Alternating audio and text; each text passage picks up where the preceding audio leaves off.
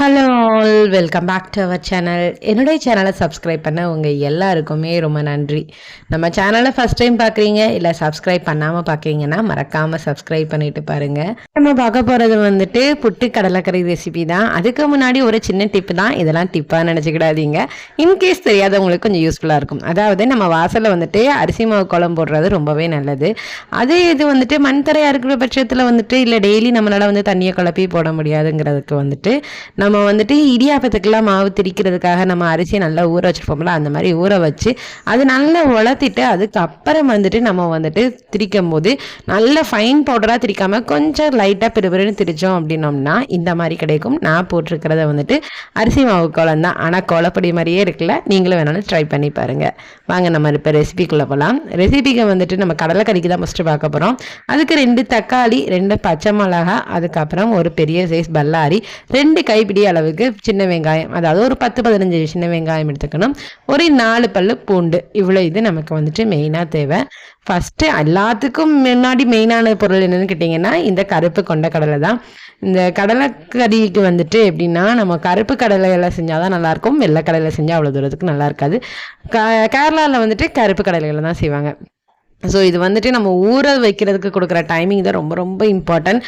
நம்ம ஒரு 8 மணி நேரமாவது இது குறைஞ்சது வந்து ஊறணும். நம்ம ஊறி இருக்கான்னு பார்க்கும்போது இந்த மாதிரி நம்ம பிக்கும் போது கையை வச்சு அது நசுக்கும் போது தொளி தனியாக வரணும், இல்லைன்னா அந்த கடலை வந்து உடையணும், அந்த லெவலுக்கு இருக்கணும். ஸோ ஓவர் நைட் ஊற வச்சிங்க அப்படின்னா ரொம்பவே நல்லது. நம்ம இன்றைக்கி வந்துட்டு நான் 200 கிராம் எடுத்துருக்கேன் இந்த கடலை. ஸோ அதுக்கு 5 மடங்கு அளவுக்கு நான் வந்து ஃபஸ்ட்டு என்ன செஞ்சுக்கிறதுனா தண்ணியை ஆட் பண்ணிக்கிறேன். ஒரு குக்கரில் தண்ணி ஆட் பண்ணிவிட்டு அதுக்கப்புறம் இந்த கடலை வேக வைக்கிறதுக்கு தேவையான அளவுக்கு மட்டும் உப்பு போட்டுட்டு மெயின் இன்க்ரீடியண்ட்டான இந்த கடலையை நம்ம போட்டுறோம். நான் வாஷ் பண்ணிகிட்டே தான் ஆல்ரெடி ஊற வச்சுருந்தேன். ஸோ அதனால் லைட்டாக ஒரு வாஷ் மட்டும் பண்ணிவிட்டு அப்படியே ஆட் பண்ணிவிட்டேன். இந்த பூண்டு வந்துட்டு நான் நீல வாக்கில் கட் பண்ணி அதை ஆட் பண்ணதுக்கப்புறம் 2 பச்சை மிளகா எடுத்ததுனால அதையும் நீல வாக்கில் கட் பண்ணி ஆட் பண்ணியாச்சு. அப்புறம் பல்லாரி அதையுமே நல்லா ஃபைனாக நம்ம இது பண்ணியிருந்தோம். இந்த மாதிரி கையை வச்சு உதுத்து விட்டுக்கோங்க.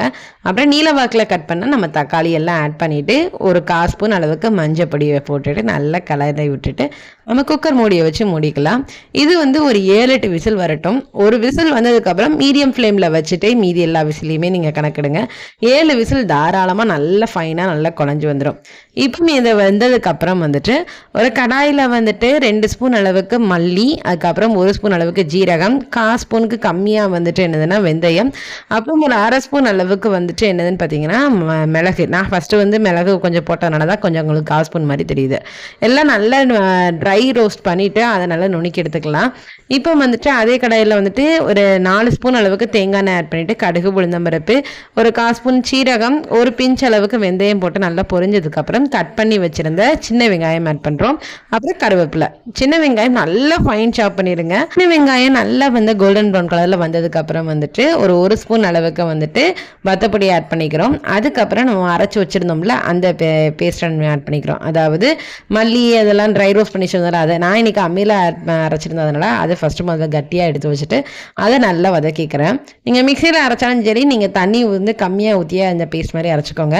இதெல்லாம் நல்லா வதங்கி கொஞ்சம் ஒரு பச்சை வாசனைலாம் போகும். அதாவது கொதி வந்ததுக்கப்புறம் தேவையான அளவுக்கு உப்பு போட்டுக்கணும். பச்சை வாசனை போதுனாலே கொஞ்சம் நமக்கு ஒரு கொதி வந்தாலே அர்த்தம். அதுக்கப்புறம் வந்துட்டு நம்ம அரைச்சி வச்சுருந்தா அம்மியில் அரைச்சிங்கன்னா அந்த தண்ணியோ, இல்லைன்னா மிக்சி ஜாரில் ஊற்றிருக்கோம்ல அதில் தண்ணி ஊற்றி கழுகி அதையும் ஊற்றி ஒரு கொதி வர வரைக்கும் வெயிட் பண்ணுங்கள். வர கேப்பில் நம்ம வந்துட்டு ப்ரெஷர்லாம் ரிலீஸ் ஆகிடுச்சு. கடலையை பார்க்கலாம். கடலை பார்த்திங்கன்னா சூப்பராகவே நல்லாவே குக் ஆகிருக்கு. வாசமும் அவ்வளோ அழகாக இருக்குது. இந்த நல்ல ஒரு கொதி வரும்போது அந்த ஸ்டேஜில் நம்ம குக் பண்ணி வச்சுருந்தா அந்த கடலையை தண்ணியோடைய ஆட் பண்ணிக்கலாம். தண்ணி வந்து நம்ம எக்ஸ்ட்ரா ஊற்ற வேண்டியதில்லை, இந்த தண்ணியை தாராளமாக காணும். இப்போ அது வந்துட்டு நல்லா கொதிக்கட்டும். ஒரு மூடி போட்டு ஒரு 5 மினிட்ஸ் கிட்டக்க வந்துட்டு மீடியம் ஃப்ளேம்லேயே வச்சு கொதிக்க விட்டுருங்க. அது கொதிக்கிற கேப்பில் நம்ம வந்துட்டு புட்டு மாவு ரெடி பண்ணிடலாம். புட்டு மாவுக்கு வந்து இன்றைக்கி வந்துட்டு இடியாப்ப மாவு இருக்குல்ல அதுதான் எடுத்துருக்கேன். இல்லை புட்டு மாவுன்னு கடையில் வைப்பாங்க, அது கூட நீங்கள் ஆட் பண்ணிக்கலாம். இப்போ வந்துட்டு அந்த புட்டு மாவில் வந்துட்டு நம்ம கொஞ்சம் தேவையான அளவுக்கு உப்பு போட்டு ஃபஸ்ட்டு நல்லா கை வச்சு வளரிக்கிடுதோம். தண்ணி வந்துட்டு எடுத்தடுப்புலேயே நிறைய ஊற்றக்கூடாது, கொஞ்சம் கொஞ்சமாக தான் ஊற்றணும். சப்பாத்தி மாவு இடியாப்ப மாவு மாதிரி இது பிசைய வேண்டியதில்லை. தண்ணி அவ்வளோ தூரத்துக்கு எடுக்காதனால தான் தண்ணி தெளித்து இது மாதிரி பண்ணுறோம். இப்படி பிடிக்கும் போது நல்லா வந்துட்டு கொழுக்கட்டை மாதிரி பிடிக்கணும். உதுத்தா அது நல்லாவே உதிர்ந்துடணும். அப்படி இருந்தால் தான் அது கரெக்டான கன்சிஸ்டன்சி. இன்றைக்கும் வந்துட்டு நான் வந்துட்டு புட்டு மாவுக்கு வந்துட்டு தனியாகவோ தேங்காய் பூ தனியாகவோ வைக்கல.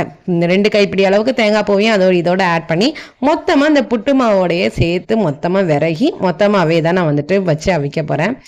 நிறைய பேர் வந்துட்டு குழாய் புட்டு வந்துட்டு செய்ய தெரியும். இன்கேஸ் செய்ய தெரியாதவங்களுக்காக தான் இது.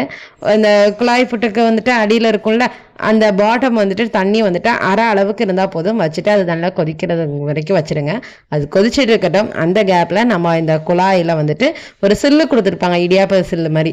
அதை இதுக்குள்ளே போட்டுட்டு நீங்கள் தேங்காய் பூ வந்து தனியாக, புட்டு மாவு தனியாக போட்டிங்கன்னா ஃபஸ்ட்டு தேங்காய் பூ போட்டுட்டு, இப்போ நான் வந்துட்டு மாவு புட்டு சேர்ந்துருக்கிறதுனால டேரெக்டாக இருக்குது. நம்ம அந்த தேங்காய் பூ ஃபஸ்ட்டு போட்டோம்னா அந்த தேங்காய் பூ போட்டு நடுவில் கொஞ்சம் அந்த ஓட்டை தெரிகிற மாதிரி கையை வச்சு இல்லைன்னா குச்சி வச்சு எடுத்து விட்ருங்க.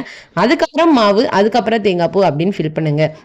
டைரெக்டாக நம்ம வந்து தேங்காய் பூவை போட்டுட்டு மேலே வந்துட்டு மாவாக போட்டிங்கன்னா சில சமயம் மாவு வேகாமல் இருந்த மாதிரி இருக்கும். ஸோ தேங்காய் பூ ஃபஸ்ட்டு போடும்போது கொஞ்சம் வந்துட்டு அந்த ஓட்டை தெரிகிற மாதிரி நீங்கள் வந்துட்டு குச்சி வச்சு ஃபஸ்ட்டு நகட்டிக்கோங்க. தண்ணி கொதிச்சதுக்கப்புறம் நம்ம வச்சோம்னா நல்லாவே குக் ஆயிரும். இந்த புட்டு வந்து கடகடனே சீக்கிரமாக வெந்துடும். இங்கே பார்த்தீங்களா, கடலைக்கறி சூப்பராகவே ரெடி ஆயிடுச்சு. தண்ணி அவ்வளோ வற்றி இதாயிடுச்சு. நம்ம ஓவர் நைட் ஊற வச்சதுனால தான் இவ்வளோ ஃபைனாக நல்லா வந்திருக்கு. செம்ம டேஸ்டியாக வந்திருக்குங்க. உப்பு வந்து காணலைன்னா கொஞ்சம் ஆட் பண்ணிக்கலாம். இப்போ வந்துட்டு புட்டு வந்து ரெடி ஆயிடுச்சான்னு பார்க்கலாம். இந்த மாதிரி நல்லா ஆவி போக வந்துருச்சு அப்படின்னாலே புட்டு வந்துட்டு ரெடி ஆயிடுச்சுன்னு நினைத்தோம். மேலே இருக்கிற ஒரு 3 ஓட்டை வழியாக வரும். நிறைய இப்போல்லாம் மாடல் வந்திருக்கு. நான் வந்துட்டு இப்போ தான் ரீசெண்டாக தான் குழாய் புட்டு வாங்கியிருந்தேன். இதுக்கு முன்னாடி வந்துட்டு இட்லி கொப்பரையில் தான் வந்துட்டு நம்ம மாவு கொஞ்சம் மேலே வந்துட்டு தேங்காய் பூ மாவு அப்படின்னு சொல்லி இட்லி கொப்பரையில் தான் இத்தனை நாள் வச்சுட்டு இருந்தேன். கிட்ஸ் எல்லாம் வந்து பார்த்தீங்கன்னா டிஃப்ரெண்ட் ஷேப்பில் கொடுத்தோம்னா நல்லா இன்ட்ரெஸ்ட்டாக சாப்பிடுவாங்கன்னு சொல்லி தான் பாப்பாவுக்காக தான் இந்த ரீசெண்ட் டைமில் வந்துட்டு இந்த குழாய் புட்டு மேக்கர் வாங்கியிருந்தது. இந்த புட்டு ரெசிபி வந்துட்டு எப்படின்னா ஒரு 3 பேருக்கு தாராளமாக காணும். கடலைக்கறி ரெசிபி வந்துட்டு 5-6 பேர் கிட்ட ஒரே தாராளமாக சாப்பிடலாம். இந்த கடலைக்கறி வந்துட்டு சப்பாத்திக்குமே நல்லா இருக்கும். நான் இன்னைக்கு டின்னருக்கு சேர்த்து தான் செஞ்சிருக்கிறேன். இந்த ரெசிபி உங்களுக்கு பிடிச்சிருக்கும் நினைக்கிறேன். பிடிச்சதுன்னா லைக் பண்ணுங்க, கமெண்ட் பண்ணுங்க, ஷேர் பண்ணுங்க. மறக்காம நம்ம சேனலை சப்ஸ்கிரைப் பண்ணுங்க. ரெசிபியை ட்ரை பண்ணி பார்த்துட்டு ஃபீட்பேக்கை கமெண்ட்ல சொல்லுங்க. இன்னொரு இன்ட்ரெஸ்டிங்கான வீடியோல பார்க்கலாம். அது வரைக்கும் பாய்.